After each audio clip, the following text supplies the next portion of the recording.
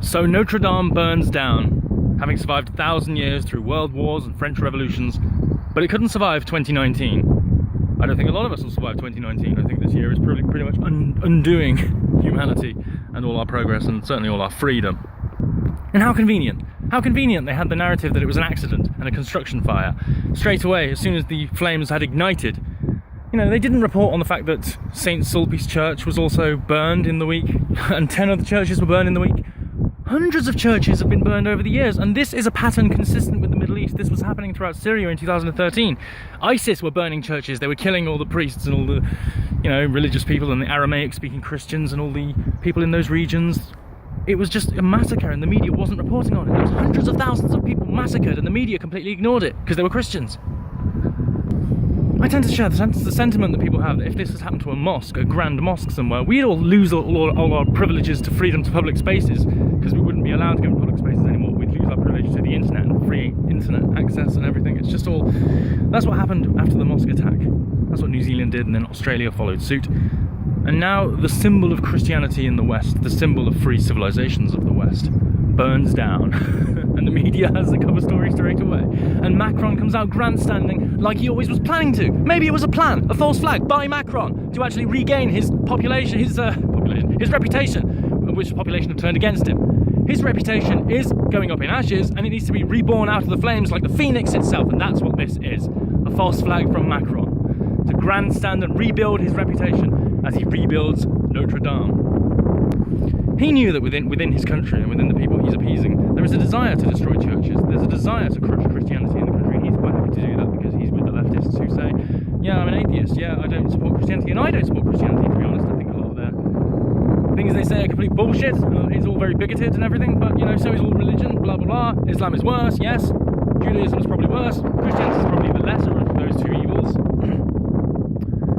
But which is the one that wants dominance? Which is the one that's burning churches all around the world? Well, they just say it was a construction fire. Well, where are all the other 10 in the week, other 10 church fires? Were they construction fires? What about the hundreds of other ones and all throughout the Middle East, the thousands of churches that were burned? Were they all construction fires? No, but the media didn't mention it because it was inconvenient to the narrative. They want to push endless mass migration. They want Muslims to keep coming into non-Muslim countries. And who is funding for that? It's Saudi Arabia, the ones that aren't taking any. So it's ISIS turning all the rest of the Muslims against the world and making all the world turn against the Muslims and everything. And it might not be just ISIS, it might be a coalition between Saudi Arabia and Israel, which is more likely.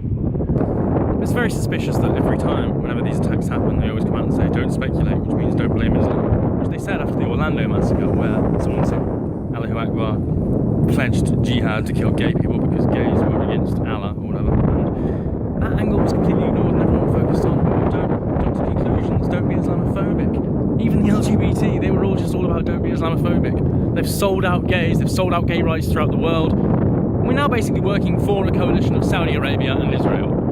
And those countries together are destroying moderate countries around the world. They finished doing the third world and now they're doing the first world. And you could say that was the globalists. Yes, that's the cabal of the globalists. And it includes massively people from Saudi Arabia and Israel. And they're now destroying the first world, going after the middle classes and taking away our freedoms. Most of them are completely gone. And sadly, we are in the time of invasion, but by the time it registers with the masses as an invasion, it'll already be too late to stop it. Sad. As sad as Notre Dame burning down after thousands of years and surviving wars and all the rest of it, it survived the entire human history story. Apart from now, where we're not actually qualified to be the caretakers of history because we don't look after it. We're standing on the shoulders of giants. We are nothing compared to our ancestors. Compared with the tomes and codexes that they used to write. We write magazine articles and tweets. We are nothing. We're scum. We're not worth saving. We're not worth salvaging. And we are entrusted to preserve history and look after it as the caretakers of history. And we failed. We fail every time because we don't care.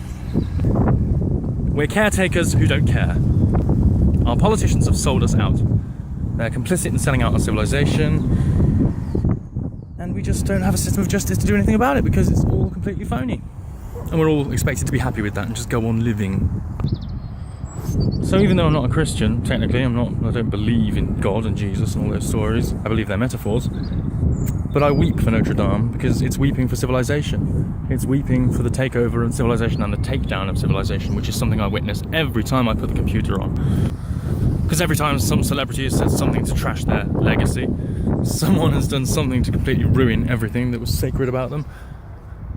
And now all the sacred cows fall down, and all the celebrities become complete fools who embarrass us all and shame us all and try and keep us enslaved by believing the mainstream media narratives, by believing the deep state narratives. And now Trump is even going along with the deep state at every chance he can get, because he was fighting globalism for 2 years but now seems to have merged with it.